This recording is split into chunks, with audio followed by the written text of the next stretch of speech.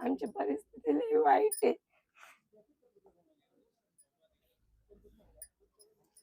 शिकण्याची जिद्द आहे. हा,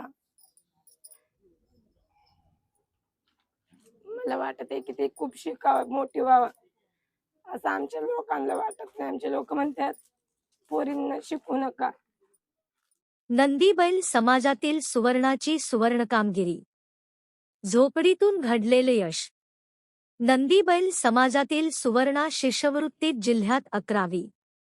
गरिबी, अंधार आणि प्रतिकूल परिस्थितीवर मात करत जिद्दीच्या बळावर यश मिळवणाऱ्या विद्यार्थ्यांच्या कथा प्रेरणा देणाऱ्या असतात.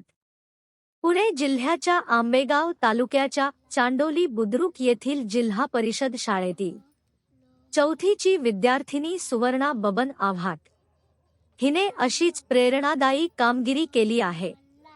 नंदीबैल समाजातील असलेल्या सुवर्णाने शिष्यवृत्ती परीक्षेत 256 गुण मिळवत पुणे जिल्ह्यात 11वा क्रमांक पटकावला आहे.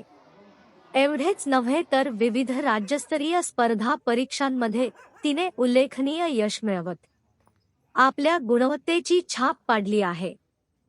4थी शिष्यवृत्ती परीक्षा 2026 256 गुण, पुणे जिल्ह्यात 11वा क्रमांक. NSSE राज्यस्तरीय स्पर्धा परीक्षा 200 पैकी 186 गुण, राज्यात 5वा क्रमांक. राज्यस्तरीय अभिरूप परीक्षा 300 पैकी 266 गुण, जिल्ह्यात 4था क्रमांक. तिचा स्वभाव अत्यंत शांत आहे. ती एक झोपडीतली मुलगी आणि तिने एवढं मोठं यशाचं शिखर गाठलं म्हणजे आमच्यासाठी एक प्रेरणादायी ठरतं. आणि तिचं नाव काढलं आणि तिच्या घराची परिस्थिती पाहिली तर आमच्या समोर तिचा एक आदर्श उभा राहतो. झोपडीतल्या स्वप्नांनी घेतली एक गरुड झेप. झोपडीतल्या स्वप्नांनी घेतली एक गरुड झेप. थँक्यू. समाजामध्ये इतर जे विद्यार्थी आहेत किंवा इतर जी मुलं आहेत त्यांना सगळ्या गोष्टी उपलब्ध असतात, पण ह्या मुलीला ही अशा परिस्थितीत सुद्धा ती जिद्दीने अभ्यास करते. तर आम्ही तर संपूर्ण शिक्षक वर्ग असेल किंवा गावातील जी काही मंडळ आहेत ते तर सगळे तिला सहकार्य करणारच आहेत.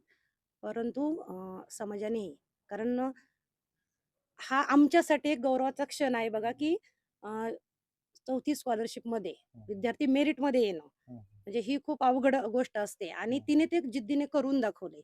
आणि माझ्या सेवेतील तर मला हा अतिशय म्हणजे माझा आनंदाचा क्षण आहे की आता माझ्या वर्गातील समजा 13 विद्यार्थी आलेत मेरिट मध्ये, पण त्यामध्ये हिचा नंबर आला, ही गोष्ट माझ्यासाठी खूप अभिमानाची आहे. आणि तिच्या पुढच्या शिक्षणासाठी आम्ही निश्चितच सर्वजण अगदी तसं पाहिलं तर हे नंदीवाले म्हणून हे कुटुंब ओळखलं जातं.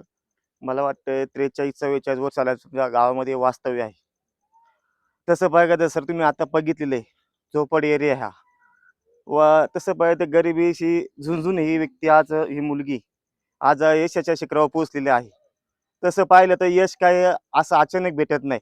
त्यासाठी कष्ट, मेहनत, जिद्द हे सगळी गोष्ट सांगड या मुलीने बसवली, आई वडिलांनी बसवलेली आहे. आणि खरं मानावं लागेल याची वर्ग शिक्षिका असतील गोरडे मॅडम, जी मेहनत मॅडमने घेतलेली आहे, त्या मुलीने जे यश आज इथपर्यंत पोहोचले आहे. खरं तिचं यश विशेष म्हणजे लाईट सुद्धा नाही सर या झोपडीमध्ये. म्हणजे माणसाला आयुष्यात काहीतरी घडवायचं असेल ना, याच्यातून उलट या बाकीचे माझं म्हणणं असं आहे की बाकीच्या विद्यार्थ्यांना समजा आपल्या माल पैशाने आणि सगळं असं नाही, एक आदर्श ज्वलंत उदाहरण आहे सर हे. याचा आदर्श सर्व बाकीच्या विद्यार्थ्यांनी पण घेतला पाहिजे. का आपल्याकडे सर्व गोष्टी असून सुद्धा आपण या शिखरावर पोहोचू शकत नाही, पण ज्याला या गरज नाही, लाईट नाही, पुस्तक सुद्धा नाही भेटते, त्या मुलं शिकून आज नावलौकिक कमावलेलं आहे. आम्हाला तर असं वाटतं या मुलीनं भविष्यात उज्ज्वल यश गाठावं आणि आपल्या आई वडिलांचं जे स्वप्न अधुरं आहे त्या झोपडपट्टीतून एखाद्या चांगल्या आलेशांमध्ये असा व्यवस्थित तिनं व्हावं अशी माझी इच्छा आहे. आणि तिला पुढील वाटचालीसाठी आमच्या सर्व सदस्यांच्या वतीनं शुभेच्छा. धन्यवाद. नाव सांगा. माझं नाव शारदा बबन आवाडे. आता तुमची मुलगी शिष्यवृत्ती परीक्षेत 11वी आली जिल्ह्यात, तुम्ही कसं आनंद आहे तुम्हाला, काय तुम्ही मुलांच्या शिक्षणासाठी करताय? सर मला खूप आनंद आहे, कारण आम्हाला वाटत नव्हतं असं आमच्या मुली येतील म्हणून. मला असं वाटत नव्हतं की मी पण शाळा शिकलेली आहे.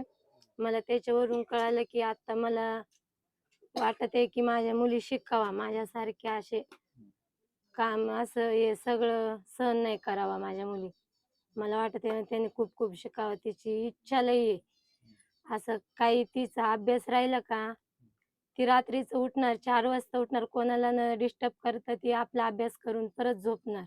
कारण आमच्या इथं ना लाईट नसते कधी-कधी. आमच्या इथं लाईट गेली का मग तिला जरा टॉर्च लावणार. मग ती तिचा अभ्यास करणार. तेवढी जिद्द आहे तिच्यात. त्याच्यामुळं ती म्हणते, की मला शिकायचंय. मला खूप खूप शिकायचंय. असं बाहेरच्या मुलींसारखं मला पण असं वाटतंय, की तिच्या मनात इच्छा आहे. तिला शिकायचं, पुढं मोठं व्हायचं. असं तिच्या मनात इच्छा आहे. आमच्या समाजात आमची लोकं म्हणतात, मुली नाही शिकावा. पण मला वाटते माझ्या मुली शिकावा. पुढं काही तिचं लई जिद्द आहे अभ्यासाला. ती पार असं की ती लई मेहनत करती अभ्यासासाठी. तिचा तास नाही, काय नाही, काहीच नाही. तरी सुद्धा ती लई मेहनत करती. एवढं आमचं गरबीजत असूनही बी आमची पोरं असं रात्रीचं जागत्यात. रात्रीचं त्या दिवशी आमचं अख्खं घर भिजलं तरी पण ते असं जागी राहिले पण अभ्यास पूर्ण केला एवढ्या पावसात. एक दिवस ती शाळेला सुट्टी नाही घेत. ती तिच्या मॅडमचं रोज नाव घेणार, म्हणणार मॅडम अशी आहेत, तशी आहेत. कारण ती इकडे शाळेत आणल्यापासून आमच्या पोर लई जिद्दी झाली. कारण तिला वाटते की मी पण व्हावा मोठं. आमचे शिक्षक चांगले आहेत. ती पूर्णपणे त्यांच्या मॅडमचं ऐकते. पूर्ण तिला आम्हाला पैसे नसतात कधी-कधी भरायला. तरी त्यांच्या शाळेतल्या अख्ख्या वर्गाने तिला हे सहकार्य केले आम्हाला.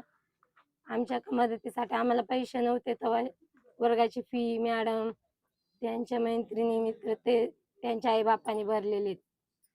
त्यासाठी मी या शाळेचे खूप आभारी आहे. आमची आमच्या पोरीला वाटते आमच्या पोरीला पूर्व असं वाटते की प्रत्येक गोष्ट घरी बारीक-बारीक गोष्ट येऊन सांगणार, "मम्मी असं झालं, तसं झालं." पूर्णपणे ती आम्हाला सहकार्य केलं या शाळेने.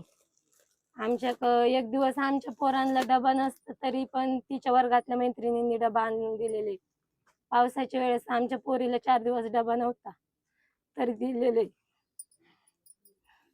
आमची परिस्थिती लई वाईट आहे.